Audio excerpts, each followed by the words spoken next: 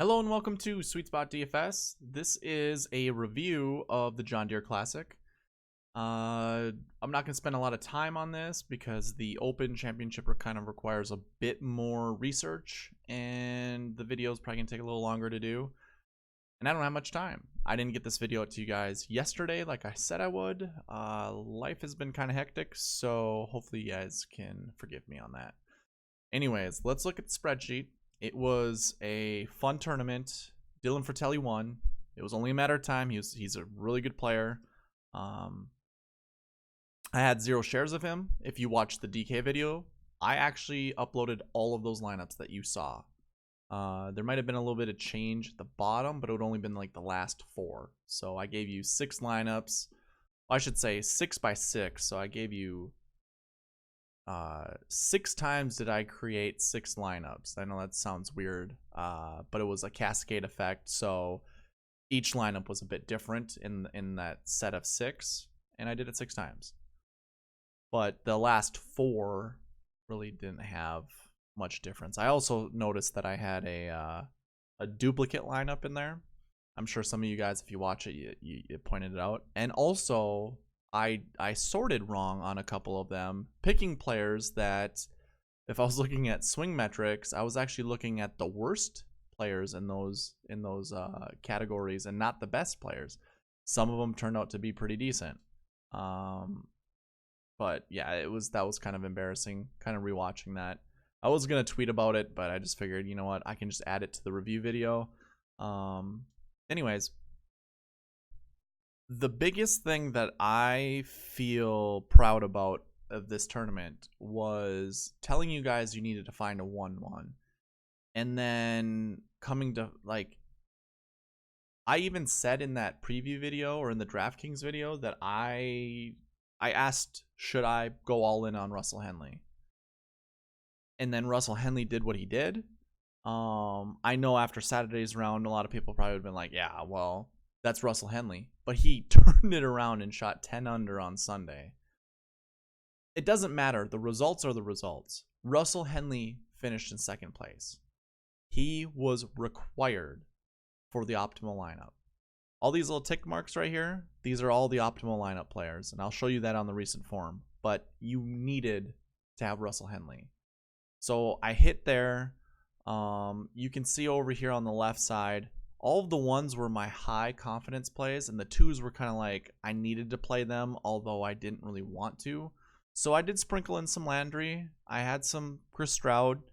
I also had some Cameron Tringali, but yeah, 2s I didn't really play a lot of. 1s I tried to play as much as I could. I think I had Colin Morikawa in 1 lineup, so that didn't really come to fruition. But he was the 2nd most expensive player, I believe, on the slate. And I didn't feel confident with that. But he is rounding out to be one of the better plays. And I don't know if it's just his, now he has 2 events under his belt for bent grass stats. And 1 2nd place and 1 4th place. He might be a bent grass darling that we just didn't know about. And maybe if we followed him in college, maybe we would have known that. Who knows? I don't know. Okay, so we had said we wanted 3 golfers with the last year bucket score of 1, at least 3. If we go back to the notes page that I showed in both the DraftKings video as well as the preview video, you see it on the screen right now. I haven't updated the 2019 stats, but here's your last year bucket for top 5 finishes, and at least 2 of them. Like, going back the last 5 years, you have at least 2. And then if we go down to the top 10, you have at least 3. If we go back to the DK page, there you go. You've got 3 golfers who were a 1 in last year bucket. Or in the last year bucket, inside the top 5. Again, it just plays into that. And then we also have Charles Howell, Lucas Glover, Roger Sloan. See, this is what you know how I talk about sometimes I just grab like just above top 10. That's what I will do in the buckets going forward, so we can exclude these guys. But Lucas Glover, because of his double eagle, which is an albatross, but I think it's noted as double eagle. It's the same thing, but the proper term's albatross. With that, he got 13 points for it. So he ended up getting 116 points total, which was much more than any of the other guys here. And then also Joaquin Niemann had 115.5. He just was a scoring machine, so he had a bunch of bonuses to go with his name. And that's why these two golfers outperformed anyone here. If you remember Lucas Glover, he was my thumbnail picture. He was my pick of the top salaried golfers. It's unfortunate I didn't pair him with Joaquin Niemann. What I ended up doing was pairing him with Brian Harmon. And Brian Harmon finished 26th, so it wasn't bad, but it definitely didn't win anything. I do want to go back to the 1-1. So, again, last week bucket score 1, last year bucket score 1. We wanted to find someone there. We settled on Russell Henley just because his bent grass stats were super good. I mean, they were the best out of all the 1-1s. But we could come down here, and this is what I'm talking about. So, Wes Roach, do any of you guys know who that is? I don't know who he is. I've seen his name before, obviously, when it comes to playing DraftKings, but I personally, other than like the alternate events, I've never seen him on the top of the leaderboard. But with doing the bucket system, that's how you get on golfers like this. You just take a bullet on someone like that. If he had finished top 5, how do you pick him? What gets you on Wes Roach? Other than maybe a personal, maybe you're friends with him or you're friends with his family or something like that. I know there are DFS players that do that. The bucket system will get you on a guy like that. Obviously, I didn't play him. I only played 40 lineups, so I had to, stick to my guns, and I wouldn't have been confident playing Wes Roach in those 40 lineups. Victor Hovland, Ryan Moore, Kyle Stanley. I want to show you all the golfers I was on, and let's do that. There we go. So this will show you just kind of how successful I was at predicting some of these guys, their success. As you can see, I was on 13 of the top 20. It's a pretty darn good success rate of finding golfers. Then I'll come down here to the cuts. The guys who I touted, take out the 5s and just do the 1s and 2s. That's 7. 7 golfers out of 158 or 156 that I got wrong. That's not too bad. Chad Campbell, Taylor Gooch, they all missed the secondary cut. That was kind of unfortunate. I have no idea what happened to Chad Campbell. We might be able to say that age is playing a huge factor in that. I'd be game with doing that. I didn't really tout anybody down here that I thought you needed to play. Bronson was in my... So I got on Bronson Burgoon for the wrong reasons. He was one of those stat guys that when I had filtered within that preview video, I went from ascending order instead of descending order, which descending order would have got me to higher scores or higher shots gain stats down to lower ones, which are obviously negative. Bronson Burgoon had negative stats, which he had a good first and second day, just didn't round it off. Johnny Vegas was one of my players that I thought I had struck gold with. Him and Henley were 1 and 2 after Friday's round. I was winning all of the monies. I mean, I didn't play in a lot of the big events. The only $1 or the only event that I did with a $1 entry fee was the winner take all, that 3K one. And I did not have. Maybe I had Johnny Vegas in that one, but I'd missed a cut because I'd played Danny Lee. Danny Lee was super frustrating. You didn't have to play a 3, but I did. I wanted to. Instead, I could have easily went to Kyle Stanley. I could have changed the order around and got rid of Scott Brown. That's the other guy that I was on, Scott Brown.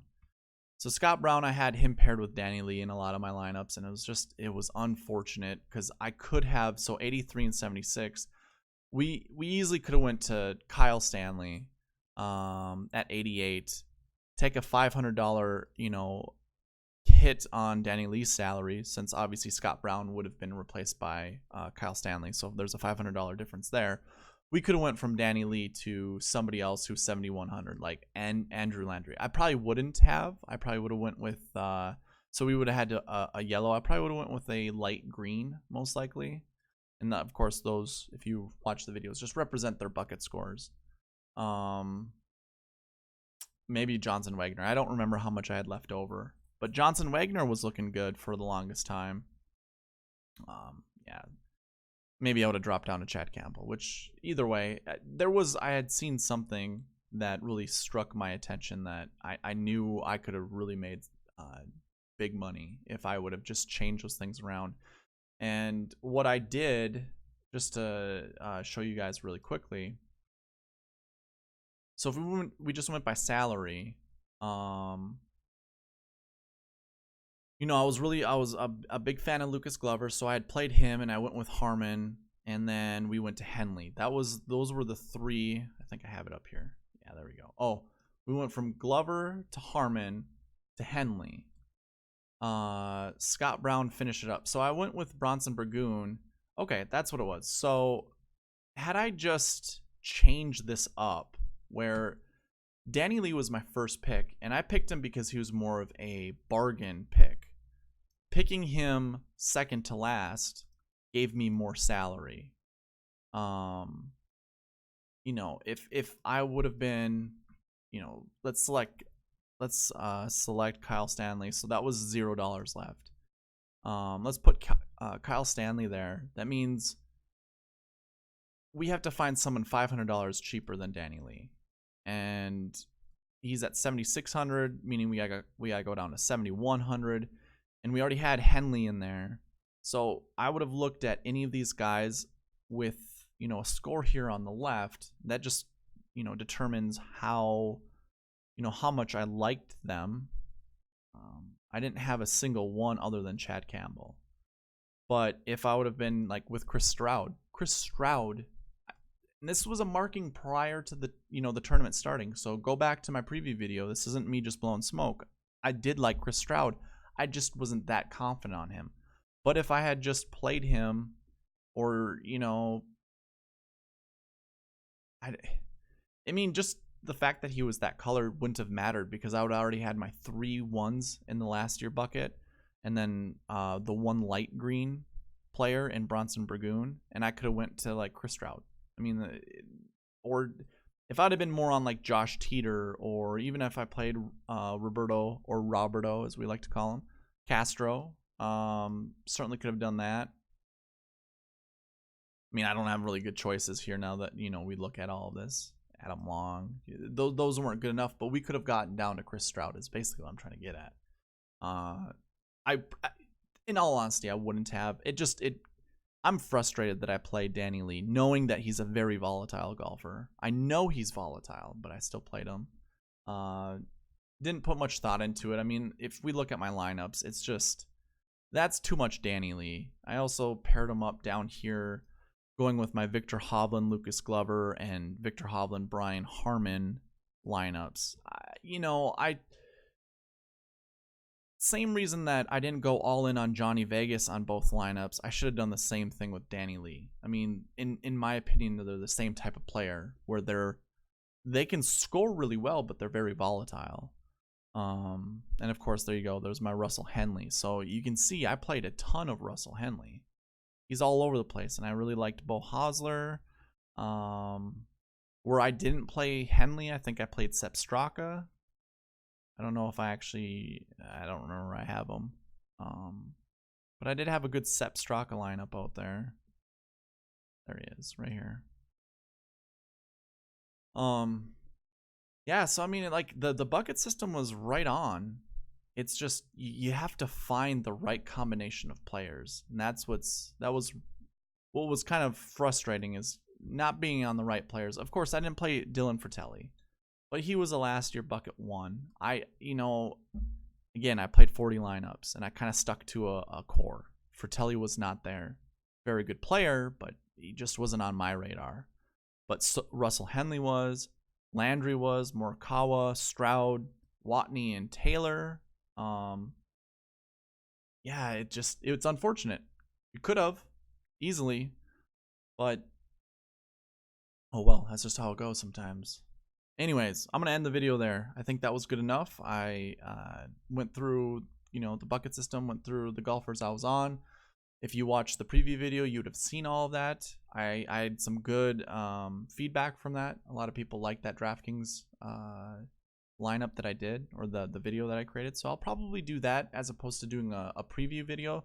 So it'll be a bit longer. The last DraftKings video was about an hour long. I think the open lineup will also be an hour long, but I think it's worth it because it's the major. It's the last major of the year. So with that, I'll give you back your day. Thank you for watching. If you liked the video, give a like, comment, subscribe, all that good stuff, and I will see you later.